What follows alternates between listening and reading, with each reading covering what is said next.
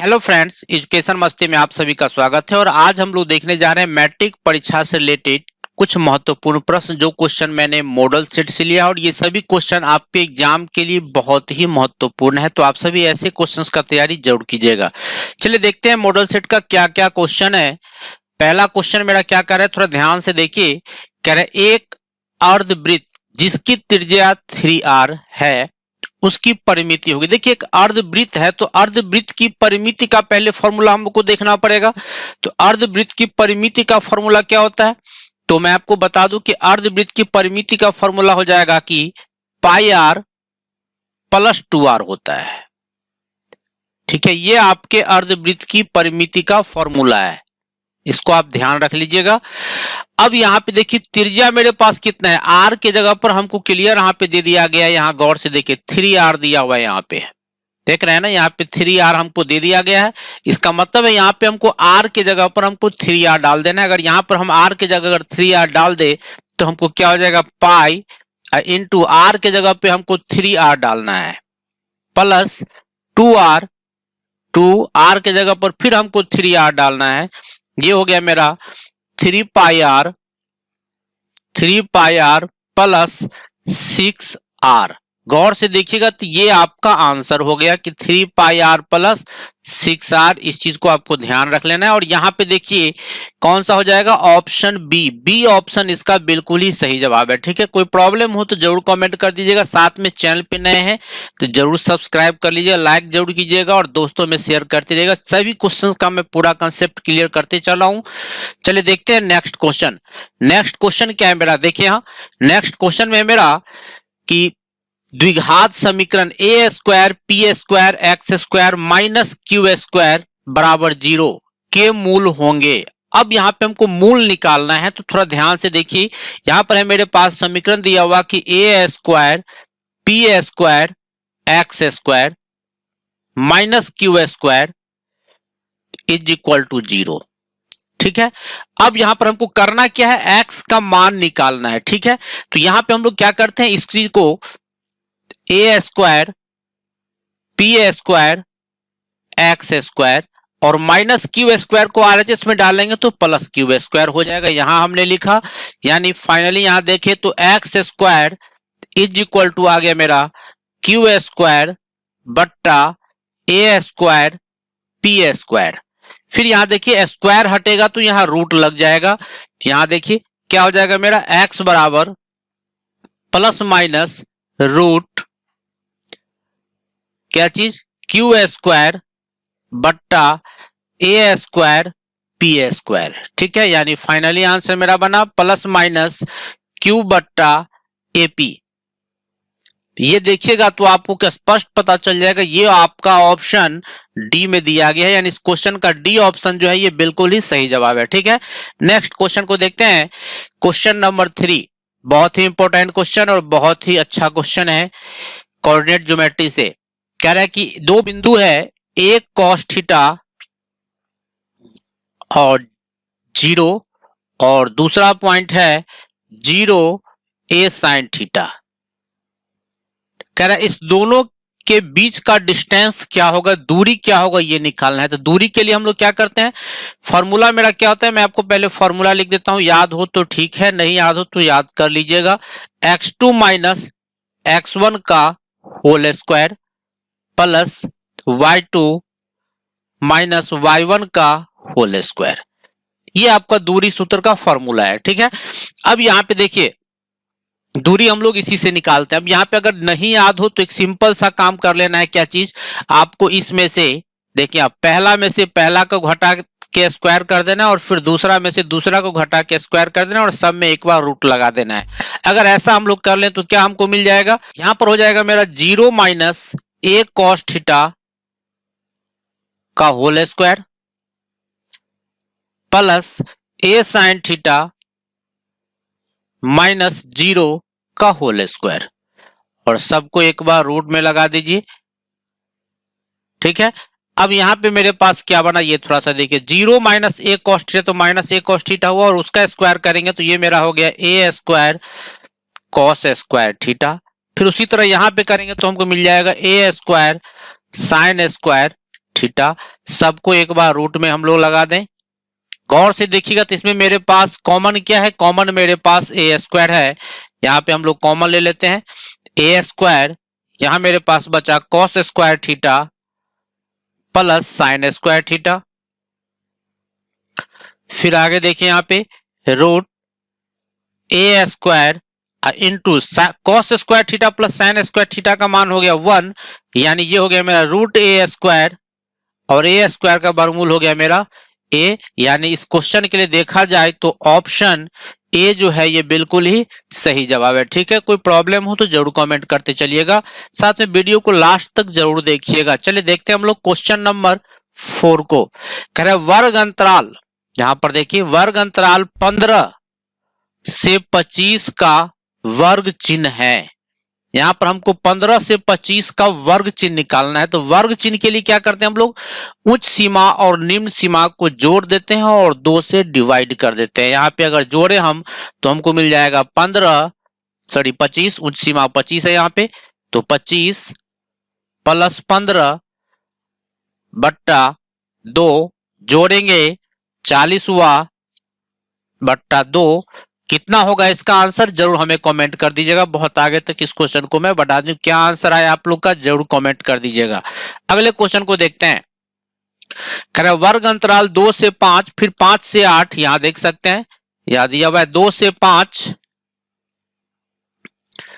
यहां पर देखिए 2 से 5, फिर यहां पर कह रहा है फिर 5 से 8, फिर 8 से 11, फिर 11 से 14, ये सारा आपका दिया हुआ है। ठीक है, कह रहा है इसके वर्ग अंतराल की लंबाई कितनी होगी ये आपको दिखा देना है। तो वर्ग अंतराल की लंबाई मेरा क्या आ जाएगा, तो दोनों में आपको माइनस कर देना है, इसमें से आपको इसको माइनस कर देना है। देखिए क्या आएगा, 5 में से 2 गया तो 3 आएगा, यानी इस क्वेश्चन का देखा जाए तो ऑप्शन बी जो है ये बिल्कुल ही सही जवाब है। ठीक है, चलिए देखते हैं हम लोग फिर नेक्स्ट क्वेश्चन को। नेक्स्ट क्वेश्चन क्या है मेरा, ये थोड़ा सा देखिए, ए का मान जिसके लिए समीकरण 10x प्लस 5y बराबर है a माइनस 5। चलिए देखिए यहाँ पे कुछ समीकरण हमको क्या दे दिया कि 10x plus 5y is equal to है a माइनस 5। समीकरण 1 हुआ, और समीकरण 2 है मेरा 20x, समीकरण 2 ले लेते हैं कि 20x plus 10y minus a is equal to 0। अब देखिए एक में RHS में 0 है, एक में RHS में 0 नहीं है। अब यहाँ पे क्या करना है, दोनों को आपको सेम टाइप से कर लेना है। तो यहाँ पर अगर देखें हम तो एक को ही RHS में कर लेते हैं, या नहीं तो हम लोग इसी को LHS में कर लेते हैं, दोनों में से कोई एक काम कर सकते हैं। तो हम लोग इसी को आगे बढ़ा देते हैं। यहाँ पर हो जाएगा मेरा क्या चीज कि 20x plus 10y minus a RHS में जाएगा प्लस a हो जाएगा, समीकरण हम लोग 2 मान लेते हैं। ठीक है, अब कह रहा है यहाँ पे देखिए अनगिनत हल होंगे। अनगिनत हल के लिए मेरा कंडीशन क्या था, अनगिनत हल होने के लिए मेरे पास कंडीशन था कि a1 बट्टा a2 बराबर होना चाहिए b1 बट्टा b2 बराबर होना चाहिए c1 बट्टा c2 का। ये मेरा अनगिनत हल होने के लिए कंडीशन है। ठीक है, अब इस कंडीशन पर हम लोग इसको ले आते हैं, क्या हो जाएगा a1 बट्टा a2, अगर देखे मेरे पास a1 यहां है 10 और a2 यहां है 20, यहां पर हम लिख सकते हैं 10 बट्टा 20 बराबर, फिर b1 की बात करें तो यहां पे देखिए b1 है मेरे पास 5, b2 है मेरे पास 10, चूंकि माइनस है ही नहीं तो यहाँ पे 5/10, फिर बराबर, फिर हमको c1/c2 करना है। तो c1 आप इसको मान लीजिए, इसको आप c1 मान सकते हैं, कोई दिक्कत नहीं है, चूंकि दोनों RHS में है इसलिए इसको c1 और इसको c2। कुछ लोग इसको इधर भी ले आते हैं LHS में, इसको भी LHS में ले आते हैं, कोई फर्क नहीं पड़ेगा उससे, चूंकि दोनों में सेम है इसीलिए यहाँ पे कोई फर्क नहीं पड़ने वाला है। तो यहाँ पर हम लोग c1 बट्टा c2 में डायरेक्ट भी लिख सकते हैं कि a माइनस 5 बट्टा a, चूंकि दोनों में RHS में है इसीलिए हम ले लिए हैं। ठीक है, अब यहाँ पे देखिए कैंसिल कीजिएगा तो यहाँ भी आपका आ गया 1/2, 1 2, यहाँ भी कीजिएगा तो 1 2, यानी आपको किसी एक से काम कर लेना है। यानी ये हम लिख सकते हैं कि a minus 5 by A is equal to 1/2, cross multiplication करेंगे 2a minus 10 is equal to a। क्या किया हम यहाँ पे, ये थोड़ा सा देखिए, इसको इससे मल्टीप्लाई कर दिए और इसको इससे मल्टीप्लाई कर दिए। यहाँ पे हमको मिला 2a minus a, minus 10 RHS में जाएगा, प्लस 10 हो गया, a इज इक्वल टू हमको मिल गया 10, जो आपको ऑप्शन सी में यहाँ दे दिया गया। इस क्वेश्चन का ऑप्शन सी जो है ये बिल्कुल ही सही जवाब है। ठीक है, कोई प्रॉब्लम हो तो जरूर कमेंट करते चलिएगा। क्वेश्चन नंबर 7 की बात करें कि समीकरण निकाय, समीकरण हमको क्या दिया, समीकरण हमको दिया हुआ है कि x plus 2y is equal to 3, समीकरण फर्स्ट हो गया। और सेकेंड समीकरण है मेरा 5x plus ky is equal to 15, समीकरण 2। ठीक है, अब कह रहा है के अनगिनत हल होंगे, यहां पर देखिए लिख दिया यहाँ पे अनगिनत हल होंगे। अनगिनत हल होने के लिए मेरा कंडीशन क्या कहता है, ये थोड़ा सा देखिए। अनगिनत के लिए फिर मेरे पास वही आ गया कि a1 बट्टा a2 बराबर होना चाहिए b1 बट्टा b2 बराबर होना चाहिए c1 बट्टा c2 का। a1 बट्टा a2 की बात करें तो a1 का मान यहाँ पे नहीं, कुछ तो 1 है, और a2 का मान मेरे पास 5 है, यानी यहाँ पे हम लिख सकते हैं 1/5।